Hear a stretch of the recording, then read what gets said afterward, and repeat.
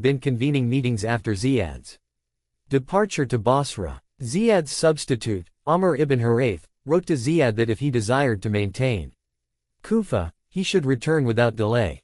In this respect, Hujr was not merely solitary, but also, he was under any circumstances accompanied by a number of Shia Muslims.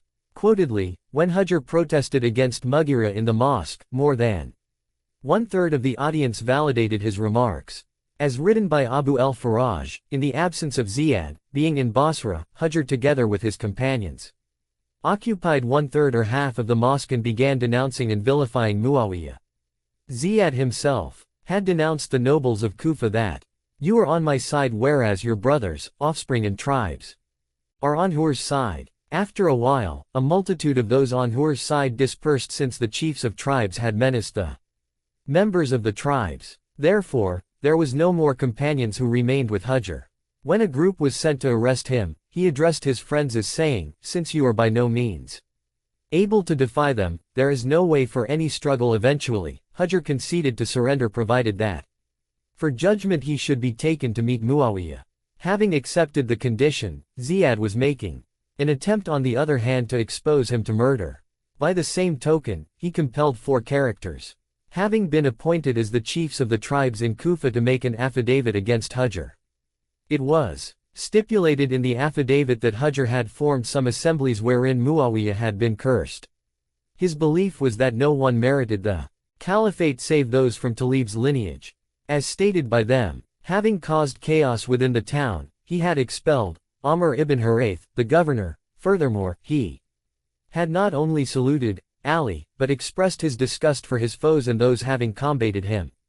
Ziyad, who had on no accounts approved the aforesaid affidavit, ordered Abu Burda, son of Abu Musa Ash'ari, to prepare a more pungent one.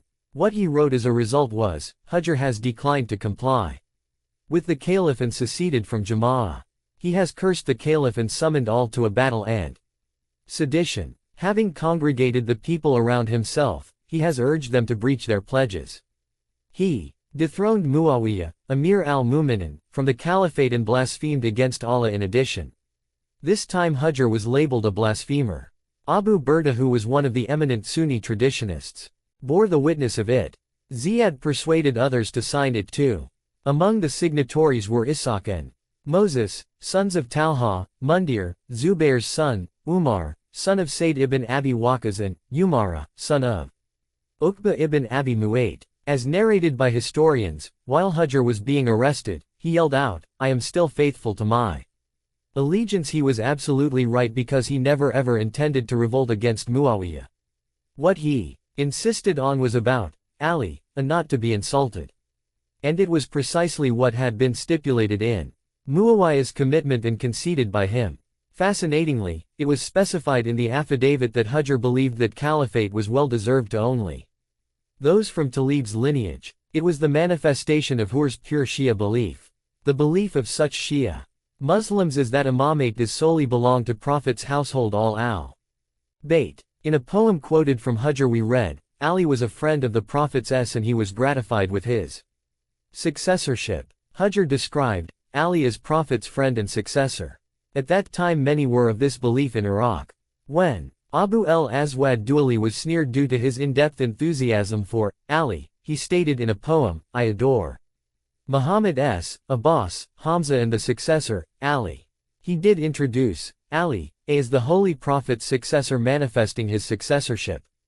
Corresponding to it is Malik's statement regarding Ali, the successor of the successors and the inheritor of all prophets, body of knowledge as he. This description was also what Imam al-Baqir's Shia Muslims like Habir ibn Yazid Jufi uttered about Ali.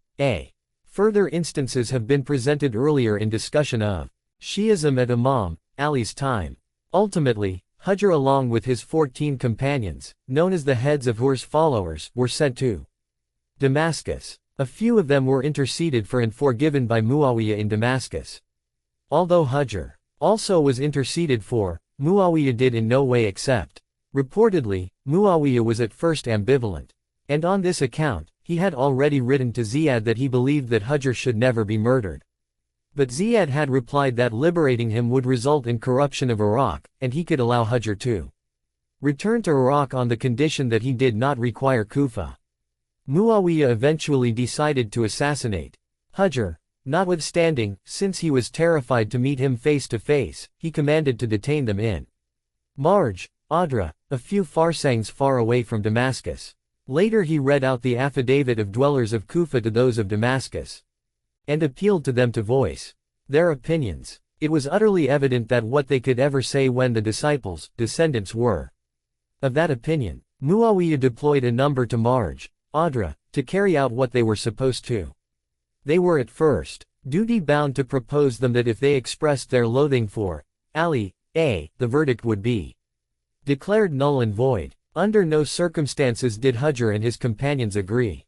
And it might have been owing to this fact that Imam Ali had asserted that after him if they were impelled to insult him, they should abide by but never ever express loathing for him. Subsequently digging their own graves, Hujr and his companions spent dusk to dawn in worshipping. 8 out of them were set free but 6 of them announced their readiness for martyrdom. The next morning, they were again requested to express their idea about Uthman, the foremost one. Who did injustice was Uthman, they retorted. They were asked whether they would pronounce disgust for Ali. They responded, no, never, we do all love him and hate those who hate him. Then they prepared themselves for being martyred. Hujr, who was prominent among the devout of Iraq, said a very long 2-rakat prayer and stated, as yet, I have never performed a prayer shorter than this and I yearn to prolong it if you did not accuse me of being scared of death. 6 of them were martyred. Karim ibn Afif Kathami and Abd al-Rahman ibn Hassan al-Anzi were both taken to meet Muawiyah. Karim was interceded for, but when it was Abd al-Rahman's turn, Muawiyah questioned him about Ali, You had better not inquire any question, he responded. When Muawiyah insisted, he declared, I do attest that he was among the ones bearing Allah invariably in mind, enjoining good, establishing justice and being magnanimous. And when he was asked about Uthman, he replied, he was the first one who opened the door of injustice and closed the doors of justice. Muawiyah sent him to Iraq and instructed Ziyad to kill him brutally. Then, he was buried alive at Ziyad's behest. 1. References in relation to the killing of Hujr ibn Adi can be located in the Sunni texts. 2. We read in Al-Isaba. After the Battle of Qudsiya, Hujr ibn Adi participated in Jamal and Siffin, alongside Ali, and was amongst his Shia. He was killed upon the orders of Muawiyah in a village called Marj Adra, near Damascus. At the time of his execution, he requested, do not remove these chains after I am killed, nor clean the blood. We will meet again with Muawiyah and I shall petition my case against him. We read in Al-Bidayah. When the time of death approached Muawiyah, he said to himself thrice, Hujr ibn Adi, the day of answering for your murder is very lengthy. Single quote. We read in Tariq ibn Asakir. Aisha said, Muawiyah, you killed Hujr and his associates, by Allah.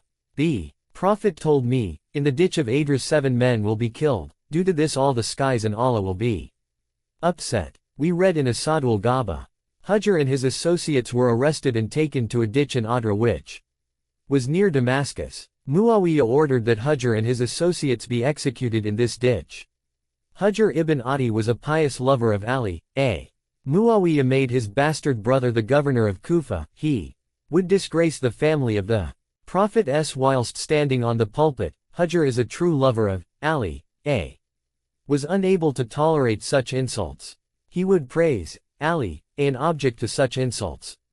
Ibn Ziyad, through his usual deception, fabricated allegations to Muawiyah, who ordered that they be apprehended and sent to him. En route to Damascus, Muawiyah ordered their execution. This is a fact that the Nawasib cannot escape.